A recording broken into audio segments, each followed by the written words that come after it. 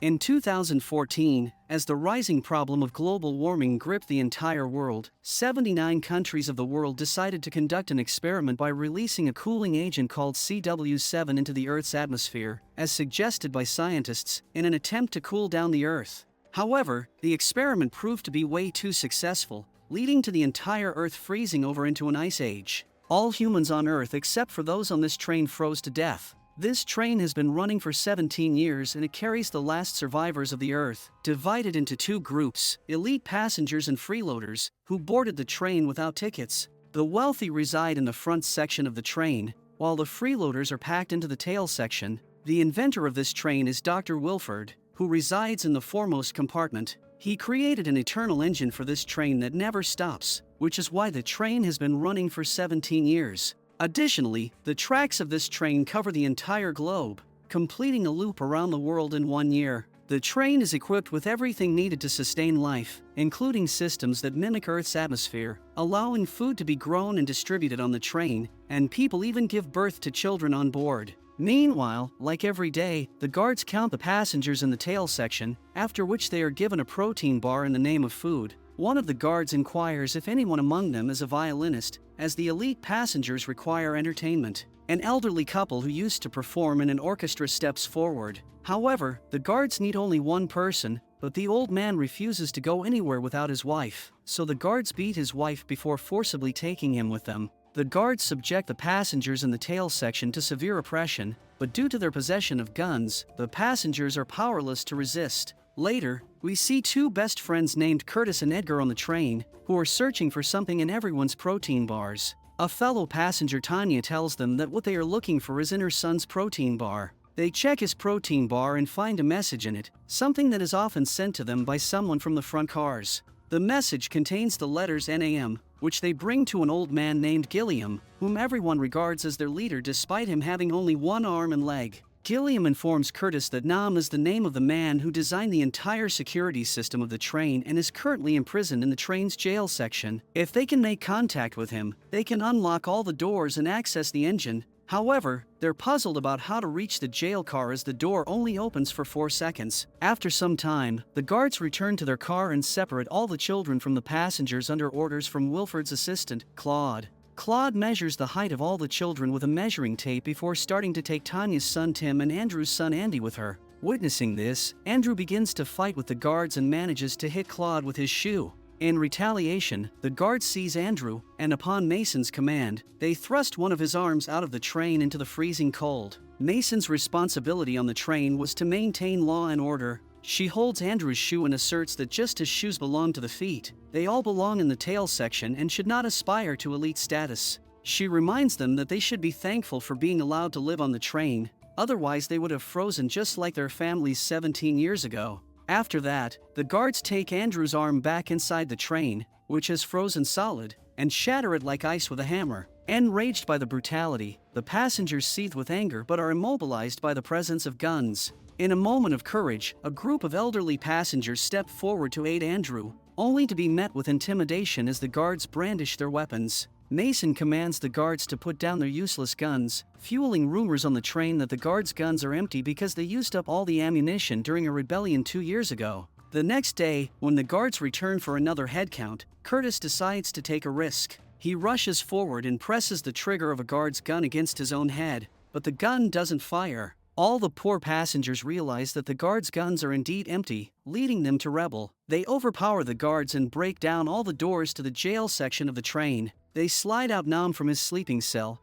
but he doesn't wake up, so they sniff him out with the drug called Chronol to rouse him, as he was a notorious drug addict. After Curtis offers Nam a Chronol bribe to open each door, he demands 2 Chronol per door because his daughter, Yona, is also a junkie like him. However, Yona possesses a supernatural ability that allows her to see through any door. Nam opens the door to the next car, which also has a window, allowing them to see sunlight for the very first time in 17 years. However, Gilliam feels disappointed upon seeing the outside view because despite 17 years passing, the world is still covered in snow.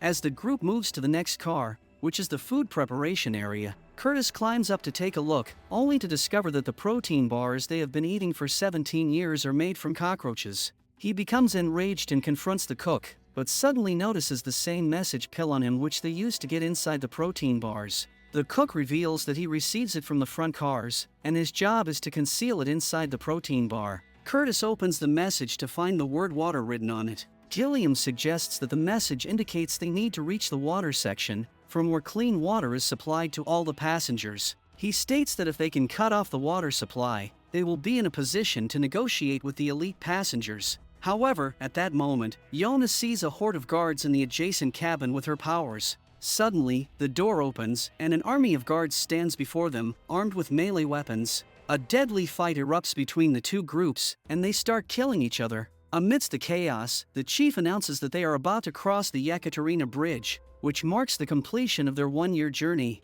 Both groups pause the fight for a few seconds to celebrate the new year before resuming to fight again. As the clash rages on, Mason arrives and orders the guards to eliminate 74% of the freeloaders. As the freeloaders realize that the train is about to enter through a tunnel, the guards equip their night vision goggles before taking advantage of the darkness. They launch a brutal assault on the unsuspecting passengers while Mason enjoys the chaos through her goggles. However, the tide turns when several passengers from the tail section emerge wielding lit torches, casting light upon the train and enabling the poor passengers to fight back. Edgar manages to wound one of Mason's legs by throwing a knife, but a powerful guard grabs him from behind. Curtis is torn between saving his friend Edgar or capturing Mason, but ultimately chooses to sacrifice his friend to apprehend Mason. He instructs Mason to disarm all the guards, which she obediently does, and Yona accidentally eliminates the killer of Edgar. Later, as the tail passengers interrogate Mason about the two kids they forcefully took, she reveals that Wilford has them due to his fondness for kids. Curtis instructs Mason to call Wilford, or they will cut off the water supply to the entire train. Mason reveals that the water comes from front to back. The nose of the train breaks up the snow and turns it into water, and if they sever the connection, they will deprive themselves instead of the elite passengers. Mason reveals that no matter what they do, Wilford will never come to meet them. Curtis decides to eliminate Mason, as she is useless to them. However, Mason promises to guarantee their safe passage to the engine, where they can then dispose of Wilford in exchange for her life. Curtis is convinced by this plan and decides to give her a try. The next day, Curtis, along with Andrew, Tanya, Nam, Yona, and a fighter named Gray, decides to move forward with Mason, while the other passengers stay behind to keep the guards hostage. A painter sketches the group while placing Andrew's shoe on Mason's head, giving her the same treatment she gave them before. As the group proceeds to the next car, they encounter various types of greenery and plants, as this is where the food is grown and supplied to elite passengers. Moving on to the next section, they are amazed to find an aquarium teeming with fish. Mason offers them sushi prepared by the cook and explains that they only eat sushi twice a year to maintain ecological balance. However, when Mason is about to eat her sushi just like everyone else, Curtis stops her and gives her a protein bar to eat instead. After passing through the butcher car, the group reaches the classroom section filled with screaming children. Tanya and Andrew immediately start searching for their kids by showing their sketches to them, but one student stands up and reveals that the guards took them through the front doors. These children are taught about nothing but their savior Wilford's greatness all day long. There's even a poem dedicated to Wilford that glorifies his greatness, which the kids sing with great enjoyment. These kids are thoroughly mind-washed from childhood to believe that the tail section passengers are filthy lazy dogs who don't bathe for months. At that moment, as the train passes by a spot in the landscape, the teacher points their attention outside the window, where the bodies of the 7 frozen individuals can be seen. These people jumped off the train 15 years ago, hoping to survive outside the train. Just then, a bald man arrives carrying baskets filled with eggs and distributes them to everyone for the New Year celebration. As he reaches the tail section, shock ripples through the crowd at the sight of the eggs, as they believed chickens had long been extinct. The Eggman reveals that there are actually many things on board that were rumored to be extinct, before suddenly pulling out an automatic gun hidden beneath the eggs and shooting all the unsuspecting passengers, freeing the guards from their captivity. The teacher also retrieves a gun from the egg basket and starts shooting at the group, resulting in Andrew's death before Gray takes her down with a knife. Mason attempts to grab a gun, but Curtis kicks the gun from her hand before she can shoot them. Watching through the surveillance camera, they see Mason's henchman Franco kill Gilliam in front of the camera, angering Curtis, who then shoots Mason as well. Now, as the sole leader of the tail section, Curtis guides the group through the following cars, all equipped with luxuries and amenities ranging from doctors to massage therapy for elite passengers. However, the guard's leader Franco relentlessly pursues them and catches up with them in the sauna. He shoots Tanya with his gun before engaging in a fierce fight with Curtis, eventually knocking him out. He is about to kill Curtis when Gray intervenes. However, even Gray stands no chance against Franco and is brutally killed by him. Franco then searches the sauna rooms and finds Nam hiding behind a fat woman. They engage in a brutal fight, but this time, Nam manages to stab Franco to death. As Tanya lies dying, she gives Curtis a sketch of her son, Tim, and extracts a promise from him to find her son before taking her last breath. Now, out of the previous 6, only Curtis, Nam, and Mona are left alive. They press on through various cars where parties are in full swing until they finally reach the last section before engine. Curtis instructs Nam to open the door to the last section where Wilford resides, but Nam asks for some chronal first, which irritates Curtis, who throws all the chronal from his pocket and starts banging on the door. Nam tells him to calm down and offers him the last cigarette on Earth. Curtis takes a drag on the cigarette while sharing his heartfelt story. 17 years ago, thousands of poor passengers were cramped into a small iron compartment in the tail section by Wilford's guards, who also took all their belongings. They were packed tightly without food or water in a suffocating iron car,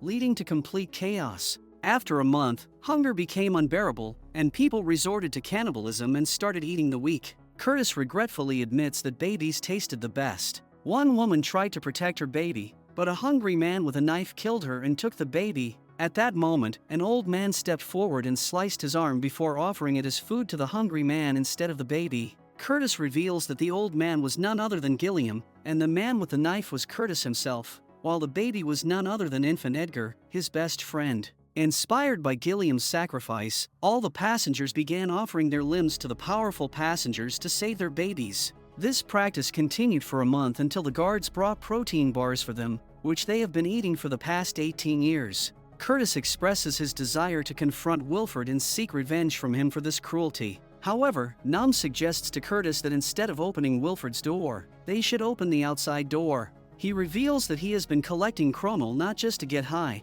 but also to use it to explode the outside door, as chronal is highly flammable industrial waste. Nam explains that the ice is melting, citing evidence he saw at the New Year Bridge, where he noticed the wreckage of a plane that was only partially visible the previous year due to being covered in snow, is now fully visible. This means that they can survive outside the train with the help of jackets. Suddenly, the door to Wilford's car opens, and Claude wounds Nam with a gunshot before inviting Curtis inside. Curtis finally faces Wilford, who explains that Curtis is the first person to have walked the total length of this train because he's never been to the back. Wilford reveals to Curtis that the pill he used to get in the protein bars was sent by none other than Wilford himself. He did that to provoke the poor passengers to rebel in order to keep the population of the train to sustainable levels. He shocks Curtis by revealing that Gilliam was his partner and that they planned the entire rebellion together. Their agreement was that Gilliam would halt the rebellion once they reached the New Year Bridge, but Gilliam failed to do so and faced the consequences he deserved.